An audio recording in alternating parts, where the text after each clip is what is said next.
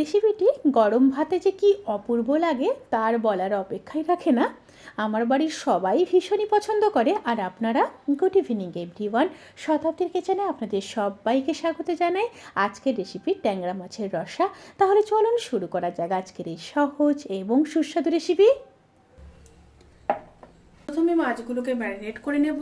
তার জন্য দিয়ে দেব পরিমাণ মতো লবণ, 1 চামচ হলুদ গুঁড়ো, আর দিয়ে দেব কিছুটা সর্ষের তেল।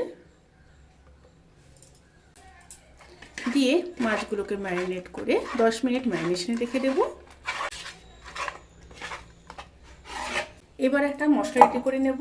তার জন্য দিয়ে দেব 1 ইঞ্চ আদা, একটা মিডিয়াম সাইজের কেটে রাখা টমেটো, আর দিয়ে দেব 1 চামচ গোটা জিরে, আর দিয়ে দেব 2 কাঁচা লঙ্কা, সামান্য জল দিয়ে একটা স্মুথ পেস্ট রেডি করে নেব। এবার কড়াইতে সর্ষের তেল দিয়ে দেব। তেলের মধ্যে সামান্য লবণ দিয়ে দেব।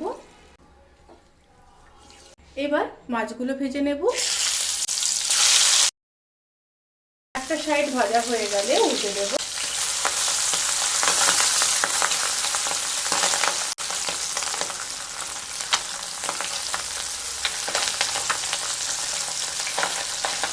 দুটো সাইড মাছ ভাজা হয়ে গেছে, এবার তুলে নেব। এইভাবে সমস্ত মাছগুলোকে ভেজে নিয়ে তারপর ফিরে আসছি। এবার ওই মাছ ভাজার তেলের মধ্যে দিয়ে দেব 1/2 চামচ কালো জিরে, পেস্ট করে নেওয়া মশলা, 1 চামচ হলুদ গুঁড়ো, 1/2 চামচ কাশ্মীরি লঙ্কার গুঁড়ো, পরিমাণ মতো লবণ, আর মশলা ধোয়া জল দিয়ে দেব।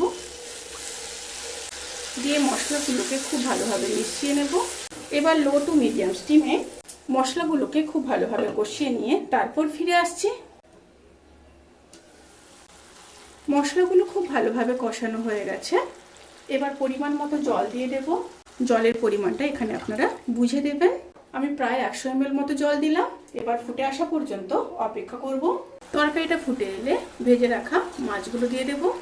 মাছ দিয়ে ঝোলের সাথে খুব ভালোভাবে মিশিয়ে নেব। এবার একদম স্টিমটাকে লো করে 3 থেকে 4 মিনিট হতে দেব। রান্নাটি প্রায় হয়ে এসছে। এবার নামানোর আগে বেশ কিছুটা ধনেপাতা দিয়ে দেব।